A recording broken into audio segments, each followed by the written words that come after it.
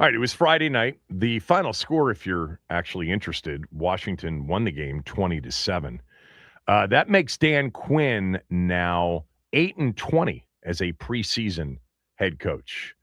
I don't know if I mentioned that on Friday. He had one of the worst preseason records as a head coach of any current NFL head coach, winning percentage wise. He was also, by the way, before Friday night, 6-21 against the number as a preseason head coach.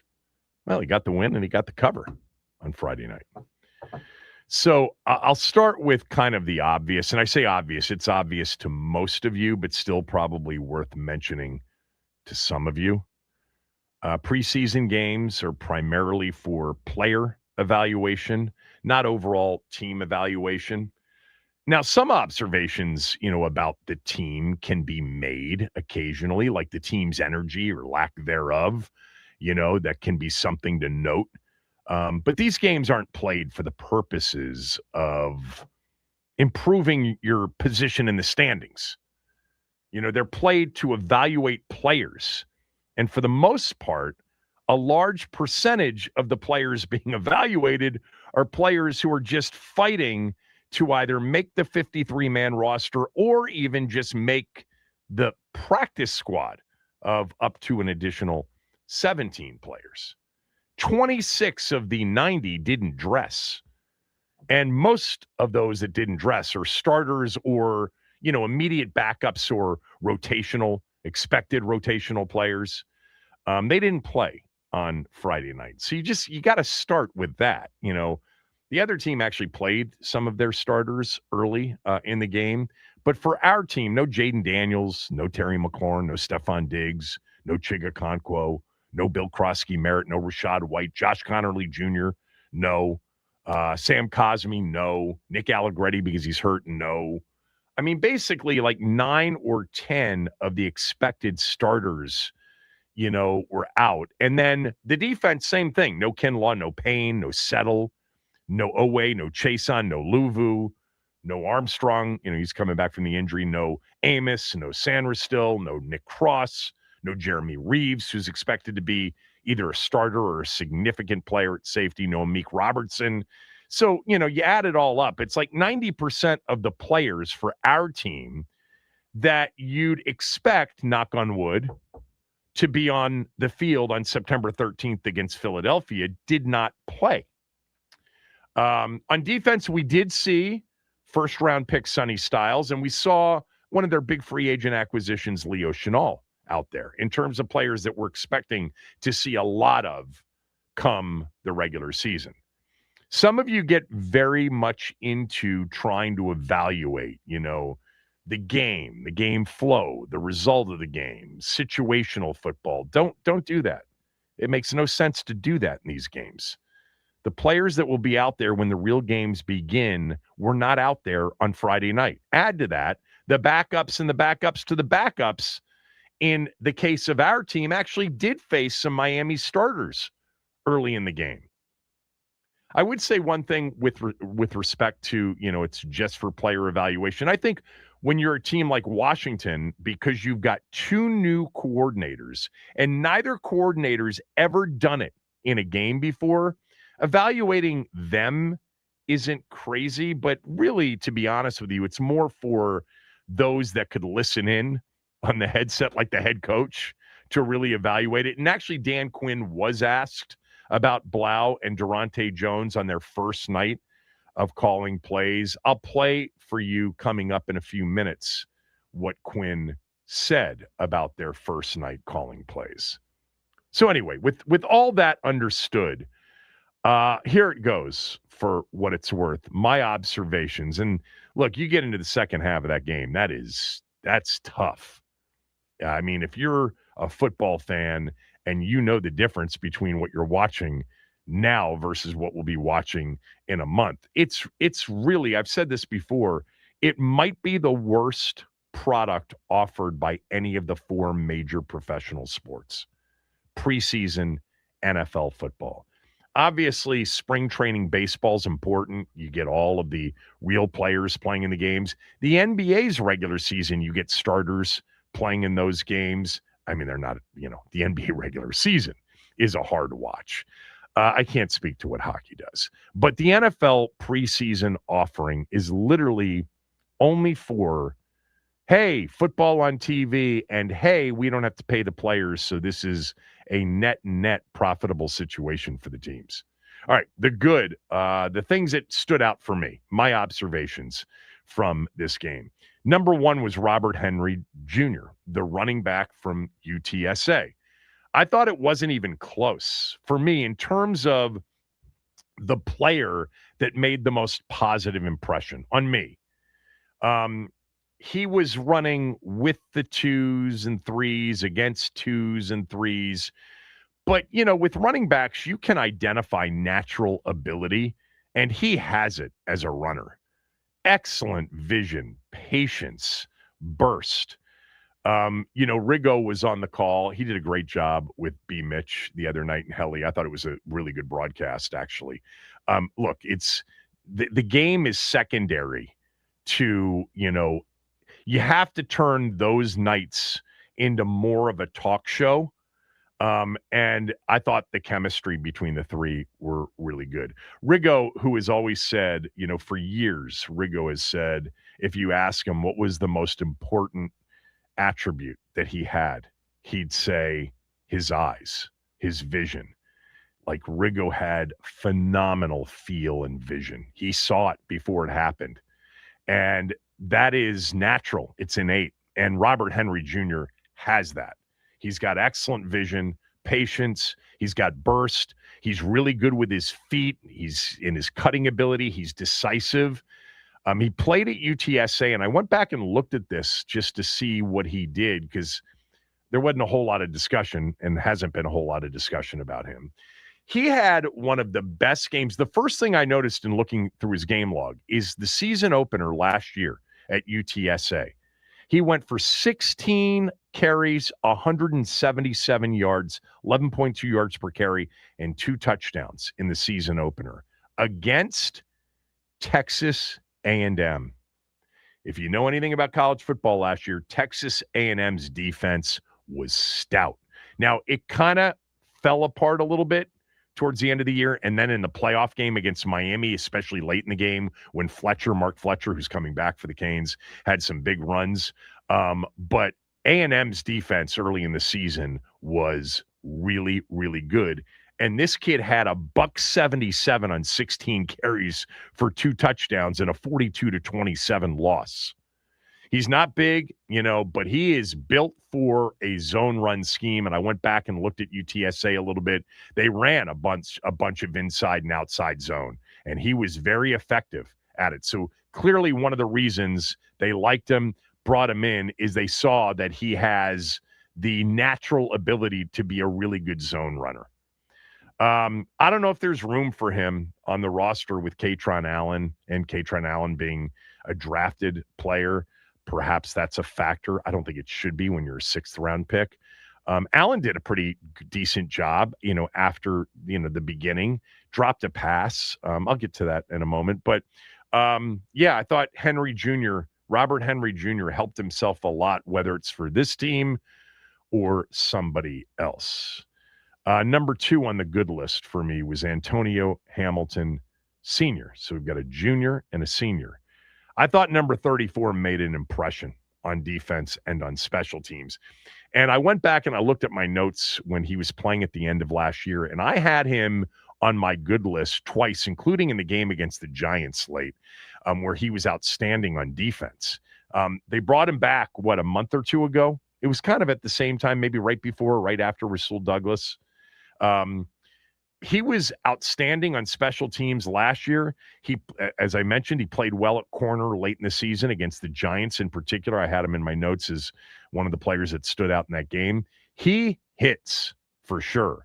He had a pass breakup in the game. He had a tackle for loss in the game. Talked about on Friday's show that, one of the things you want to see, and it's total coach speak, but coaches will say, especially, in scrimmages or preseason games, man, make mistakes, but make them at full speed.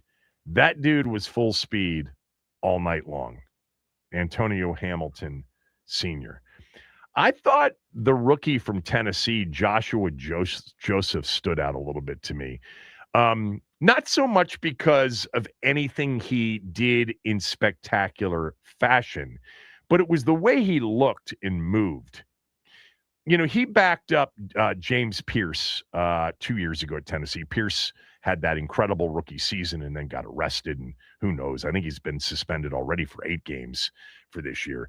But he's really a good-looking physical specimen on a football team that we think is going to play football the way Minnesota did. He's tall, he's lean, he's long, he moves, he anticipates. The kind of athlete that I think Durante Jones will love doing something with.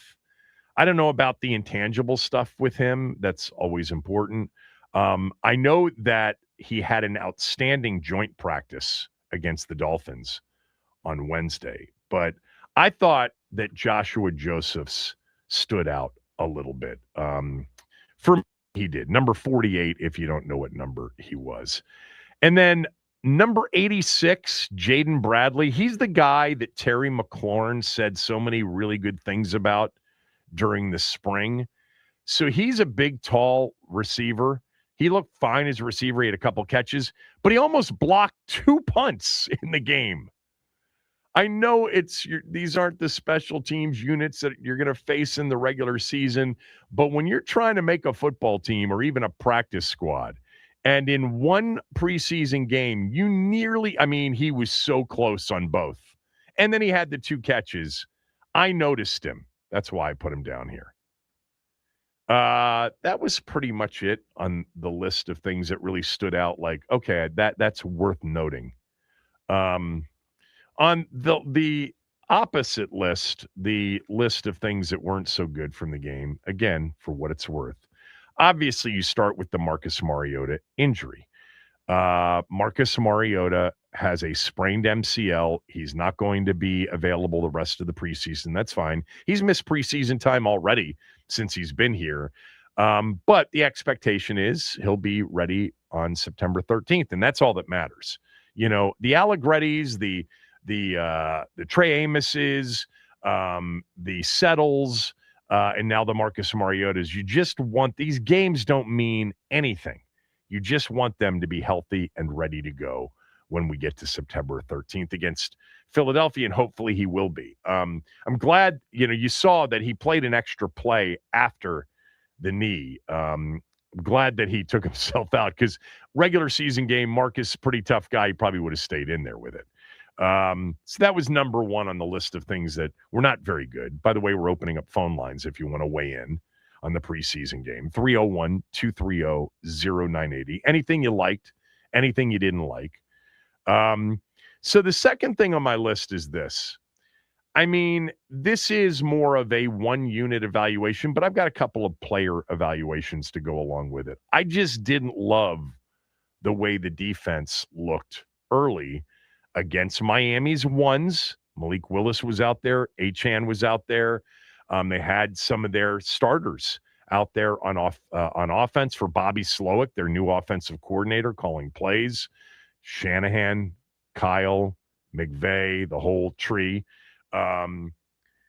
Look, no game planning means a lot, okay? When you're not game planning defensively, you really can't evaluate, oh, my God, they got run over. The first drive of the game, Miami goes down the field and scores on a 14-play, 93-yard drive, eating up 7 minutes and 6 seconds. You can't view it in that context as if to say, oh, my God, here we go again. No, our defensive players, all the new ones, weren't out there with the exception of Styles and Sheehan in terms of players that they expect to be significant come opening day. But with that said, there were some players on the field like Styles and Sheehan and Johnny Newton.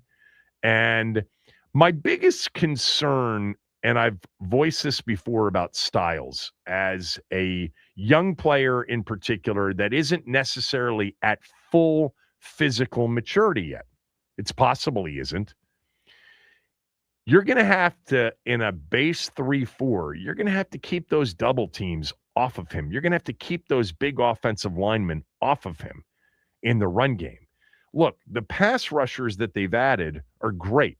I'm excited about Owe and Chason and Dorrance Armstrong as a healthy player and what Luvu can do as a pass rusher, etc.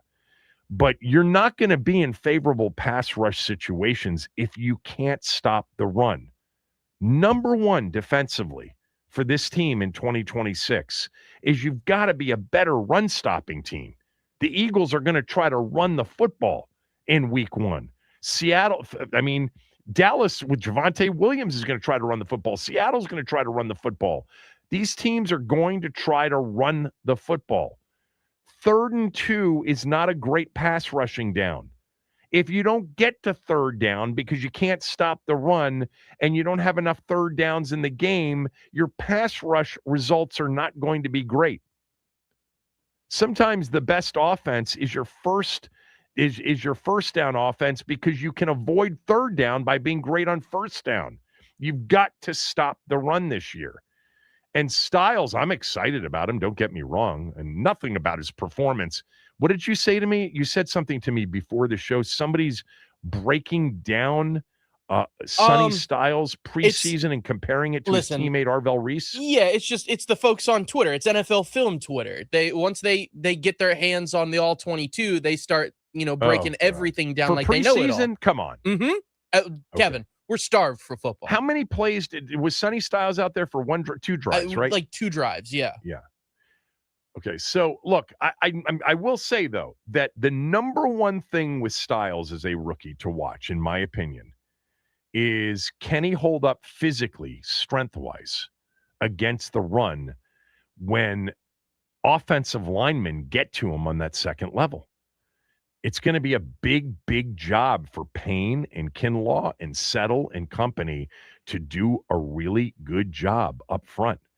Edge setting obviously will be a big deal with whomever they have out there on early downs to set edges. You got to stop the run, or you cannot be, rarely can you be, a good pass rushing team if you're a bad run stopping team, because you don't have the proper down and distances that work in your favor to be a good pass rushing team. By the way, Quinn had something to say, right, about that opening drive for Miami. Here's what he said.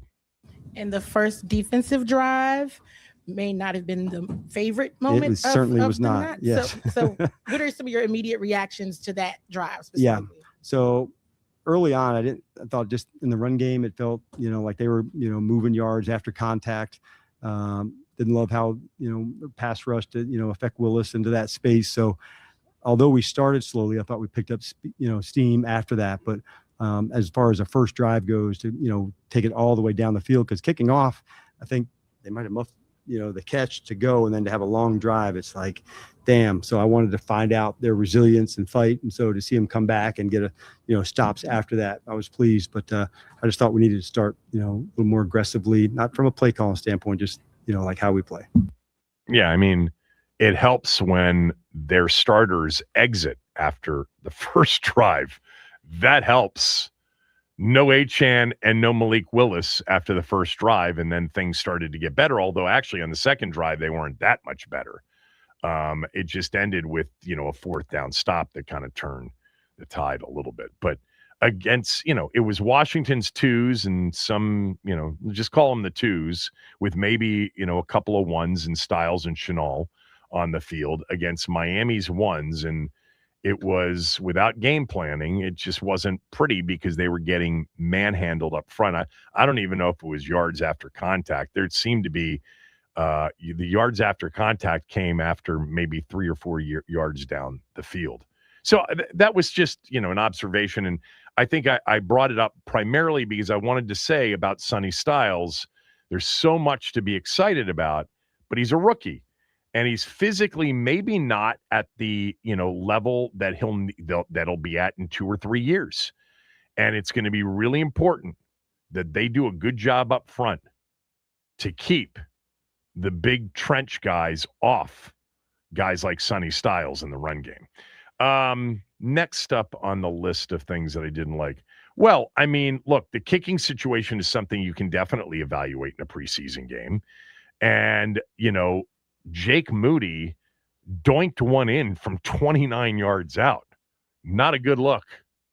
Not a good look. When you're doinking things in from 29 yards out and you missed a 24-yarder in the season finale last year, that's like scary stuff. It's like, Jake, you don't have the leg that the other guy has, which means you better be perfect inside 49 and less. And he doinked one and missed. He missed one from 24, and then he doinked one in from 29. Stevens, by the way, if you didn't notice this, he made his extra point and he made his lone field goal. But the extra point, the first extra point and the only extra point he kicked, I don't know if you saw this, but he actually missed the first attempt, but the whistle blew the play dead before it started. He actually pushed it right. I mean, it could have been the whistle that sort of stopped the play and forced the push right, but that was the result of the post-whistle non-play PAT. But, yeah, I'd be concerned if I were Jake Moody in a game, needing the upright to be kind to you to make one from 29 yards out. All right, a couple of other observations that don't necessarily fit good or bad. Number one is this, like Katron Allen. I mean, I liked Katron Allen a lot at Penn State. I think I'm going to like him in the pros. He got a lot of carries, 23 for, 23 for 85, I think.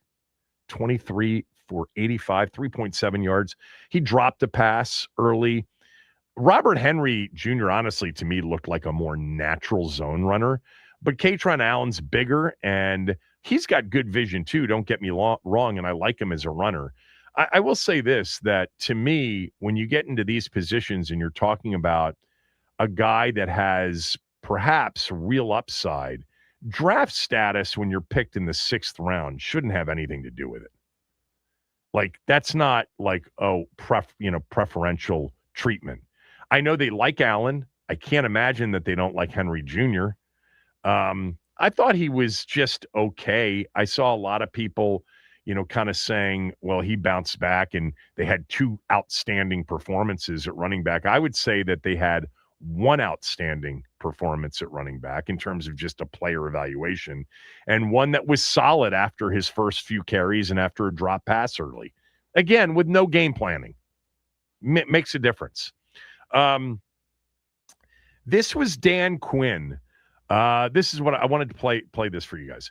Dan Quinn talking about his 2 coordinators on their first nights ever calling plays. Here's what he had to say about David Blau and Durante Jones. NFL game run for your coordinators. How do you feel like they did? You know what? I felt both guys felt really prepared going into it in terms of what it looks like. There'll be things to communicate differently, headsets, how does it go? But both of them really felt in control. I was listening a lot tonight just to see how the communication goes, call, how in on time and packages. So it's actually can be difficult in the preseason because you're not game planning and, okay, this is what I want to feature on this 3rd down. This is what they like to do. So I thought both guys, I'd give them high marks for starting us off. Good collaboration from the coaches too. Yeah, I mean, that's so important. It's actually probably in some ways harder in the preseason. Of course, it's harder in the preseason. You've got 90 players, although 26 weren't dressed. You got many more players. You're trying to get everybody playing time. You don't have a game plan sheet necessarily that's pared down, or maybe it is pared down or too pared. I don't know what the play sheet looks like, but his point was a good one, which is, it can actually be difficult in preseason because you're not game planning. So it's not like, okay, it's 3rd and 5, and here are the plays that we had for 3rd and 5 against this opponent, because you don't even know who the opponent's going to be by the time you get to the 3rd drive of the first quarter or of the first half.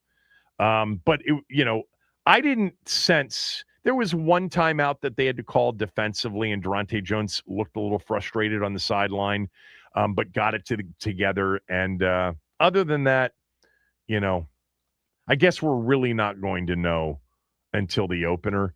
And the idea that, you could get into some level of rhythm with your starting quarterback, the people you're going to be communicating with. I guess Sonny Styles was the player that Durante Jones was communicating with the other night, but it'll likely be Frankie Louvu in game number 1. I don't know. I'd still like to see us, the starters out there for a series or two Saturday against Detroit. I had one other sort of observation.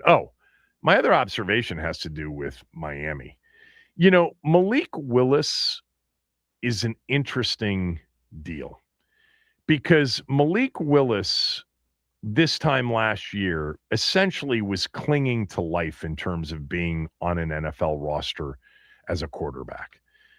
It certainly didn't look like he had any chance to be an NFL quarterback in Tennessee. And then when he got traded to Green Bay, and you got that first opportunity in 2024 when he came in for some games when Jordan Love was banged up, and he played pretty well. He looked the part. But again, it was a lot of running along with limited passing. They really dialed back the game plan. And then when he got that opportunity late in the season last year with Jordan Love out against Chicago in that Saturday night game, remember, right around the holidays, that was that a streaming game? I forget. But he was so outstanding in that game coming in for Love. And then his season finale was awesome. I mean, it was a kind of it was a loss to Baltimore, but I think he threw for like 288, rushed for 60, and all of a sudden he's the number 1 free agent quarterback in the offseason. Here's what I think. If you've been watching Malik Willis in Green Bay and now with Jeff Hafley, who comes from Green Bay, defensive side of the ball, with, by the way, Bobby Slowick, so a similar scheme in Miami that he was with under LaFleur in Green Bay. What you notice about Malik Willis is, number one, he's really calm. He's really poised. You saw that last year in that pressure game against Chicago, at Soldier Field, nationally televised Saturday night game. He was really, really poised, calm, doesn't seem to get rattled very easily. And then the other thing, and maybe this is just me, but going back to the end of last year and then looking at the other night, he's accurate. He's naturally accurate as a passer. And I don't think anybody would have said that, after the opportunities he got in Tennessee. But then again, we didn't really pay attention to those opportunities, and it wasn't a good football team. He was on a good football team last year. He's not going to be on a good football team this year, but he's an accurate thrower, and he is accurate from the pocket and on the move. I mean, can never count these quarterbacks out, man. Never. I mean, they develop at their own pace, and many times it takes a few years minimum, and in some cases it takes several years. But I think he actually looks like a guy that if you run the ball well, you can function with, more than function with. I'd love to know what any of the true quarterback guru pundits out there think of Malik Willis. I view him as an accurate thrower of the football. Very accurate. I could be wrong. But what he did in Green Bay last year when he got the opportunity and just in limited action the other night, he just throws a good ball.